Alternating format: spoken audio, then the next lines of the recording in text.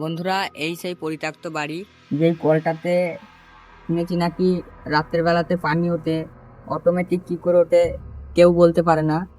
তো বন্ধুরা, আজকে আমরা এসেছি একটা পরিত্যক্ত বাড়িতে।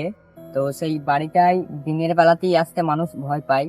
তো আজকে আমরা দিনের বেলাতেই এসেছি, আর রাতের বেলাতে আমার দুটো বন্ধু এসেছিল, তো তাদের একটু অবস্থা খারাপ হয়ে গেছে। তো আজকে আমি এসেছি, তো বাড়ির মধ্যে কি ঘটনা ঘটেছিল সবই আজকে দেখবো আর তোমাদেরকে দেখাবো। চলো বাড়িটার দিকে যাওয়া যাক।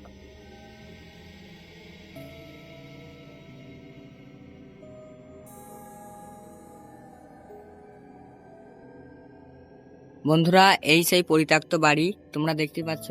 অনেক দিন ধরে এই বাড়ির মধ্যে কেউ আসে না, আর বাড়ির অবস্থা এখন খুবই খারাপ।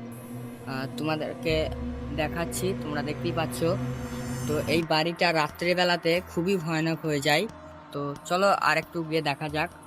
এই সেই কল, যেই কলটাতে শুনেছি নাকি রাত্রের বেলাতে পানি ওঠে, অটোমেটিক কি করে ওঠে কেউ বলতে পারে না। কিন্তু এই কলটা বহুদিন ধরে খারাপ হয়ে পড়ে আছে। আর এখানে একটা মালসাও রাখা আছে, দেখাতে বলবো। এই যে মালসাটা, এই মালসাটা এমনি হাত দিলে হয়তো ক্ষতি হতে পারে, কারণ এই রাত্রিবেলাতে এই মালসাতে এক ফোঁটা পানি ছিল না। তো আজকে কি করে পানি এলো সেটা বলতে পারবো না।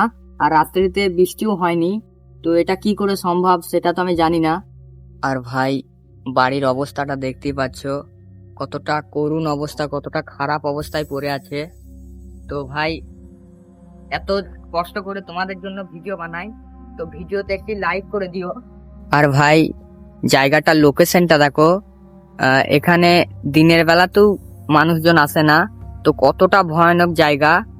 আর তোমাদের যদি ভিডিওতে কমেন্ট আসে যে এই জায়গাতে আমরা রাত্রে বেলাতে আসবো আবারও, তাহলে অবশ্যই কমেন্ট করবে।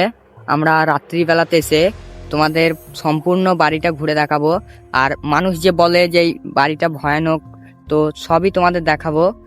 তো এই ছিল আজকের ভিডিও।